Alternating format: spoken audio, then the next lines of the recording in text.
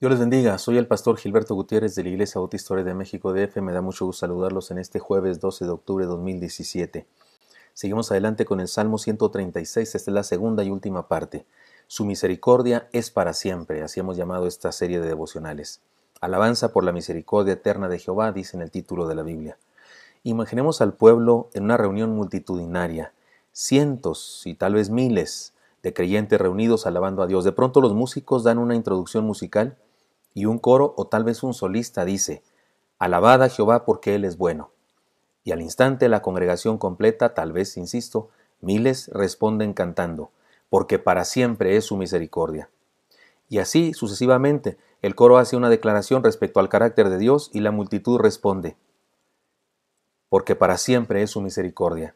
Debió ser una experiencia extraordinariamente hermosa. Me hubiera gustado estar ahí y tendría envidia si no fuera porque cada domingo me puedo reunir con mi comunidad de fe a proclamar alabanza y adorar a Dios, y a decir de una y de diferentes maneras que la misericordia de Dios es para siempre.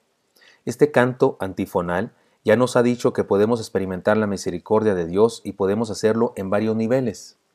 Nivel primero, nuestro conocimiento racional y teológico del carácter de Dios. Segundo nivel, nuestro disfrute de la creación de Dios. Y ahora podemos leer la siguiente parte del texto y encontrar otros dos niveles de cómo experimentar la misericordia de Dios. Tercer nivel, nuestro asombro al ver actuar a Dios en la historia. Les voy a leer el Salmo, pero voy a omitir la frase que dice porque para siempre es su misericordia y la iré solo al final, porque esa frase que se entonaba, insisto, de manera antifonal, interrumpe la narración, porque alaba a Dios, pero vamos a leer la historia que nos dice, insisto, leyendo solamente la primera parte de cada versículo.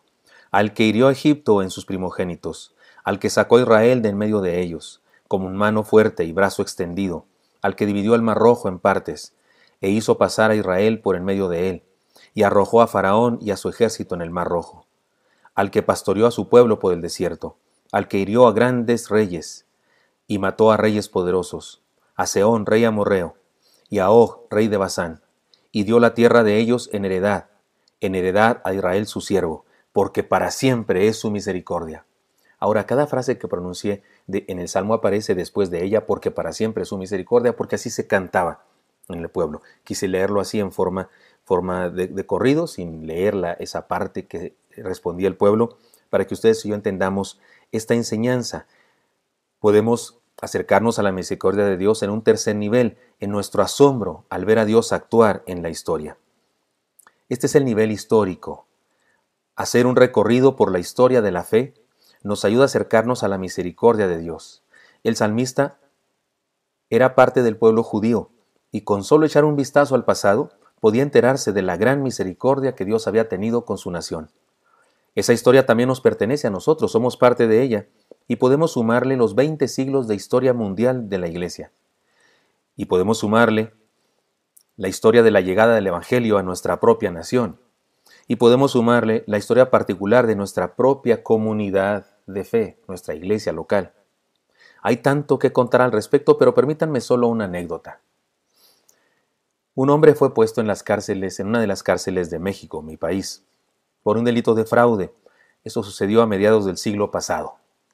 Un día alguien visitó a otro preso y accidentalmente dejó un expositor bíblico, es decir, un pequeño libro para las clases de la escuela dominical.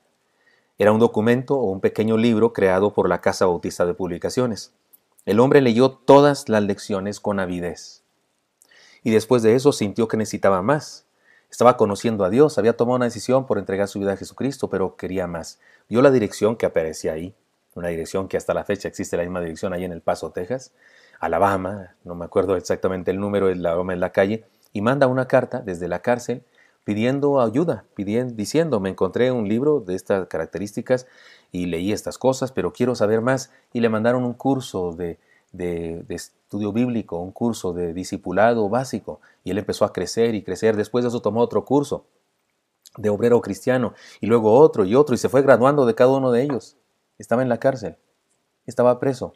Se convirtieron varios de los presos, se convirtieron algunos de los carceleros. ¿Se imagina usted de repente un carcelero que era algo así como el diácono de la iglesia, fue a cerrar su crujía, pero le encarga que ahora es el pastor, del carcelero y de algunos presos, y le encarga que vaya a tal lugar y traiga estas Biblias y estos folletos porque lo necesitan para la iglesia que surgió dentro de una de las cárceles de México. Oiga, la misericordia de Dios penetra los barrotes de la cárcel y alcanza a quien lo necesite. Y como esta hay miles de historias en los diferentes países en donde ha llegado el Evangelio de Jesucristo. Entonces usted y yo podemos acercarnos a la misericordia de Dios en un tercer nivel, nuestro asombro al ver actuar a Dios en la historia de la fe. Un cuarto nivel, nuestra experiencia personal de primera mano con la misericordia de Dios. Los últimos versículos del Salmo nos dicen así: Él es el que en nuestro batimiento se acordó de nosotros, porque para siempre es su misericordia. Y nos rescató de nuestros enemigos, porque para siempre es su misericordia. El que da alimento a todo ser viviente, porque para siempre es su misericordia. Alabad a Dios de los cielos, porque para siempre es su misericordia. Y en esta ocasión quise leer esos últimos versículos de forma completa con esta respuesta antifonal de la congregación. He aquí el nivel más profundo y significativo de acercarnos a la misericordia de Dios, la experiencia personal. Es importante saber teóricamente que Dios es misericordioso.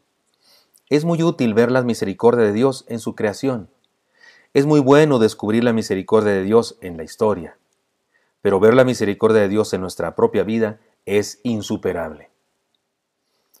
Él se pone en nuestros zapatos, es decir, se hunde en nuestro pantano, baja a nuestro pozo, y desde nuestra miseria nos levanta, nos sana, nos dignifica, nos redime, nos alienta a seguir. Eso significa misericordia de Dios. Permítame contarles algo que yo sé. Conozco a un hombre que a pesar de sus luchas y problemas es feliz. Me parece que está satisfecho con la vida y con lo que en ella Dios le ha permitido experimentar. Tiene contentamiento, es decir, tiene varias enfermedades crónicas, un trabajo que le toma 24 horas del día, los 7 días de la semana. Como es un revolucionario en lo que hace, tiene enemigos gratuitos y muchas responsabilidades que él mismo se consigue. Sé que su vida cristiana comenzó cuando era joven. Llegó a una comunidad de fe invitado por una compañera de la preparatoria. Se decía ateo, pero estaba ahí por curiosidad y porque ese día no tenía otra cosa que hacer. Al escuchar el sermón pensó que el predicador había recibido alguna información respecto a sus problemas existenciales, porque todo lo que decía el predicador tenía que ver con él. Luego el predicador habló de Barrabás, el reo condenado a morir en la crucifixión, que de pronto es liberado y pregunta ¿por qué? Y los soldados le dicen, mataremos a otro en tu lugar. ¿Por qué? Volvió a preguntar. Porque dijo ser el Hijo de Dios, fue la respuesta. Barrabás debió morir por su pecado, pero Jesús, el único hombre sin pecado, murió en su lugar.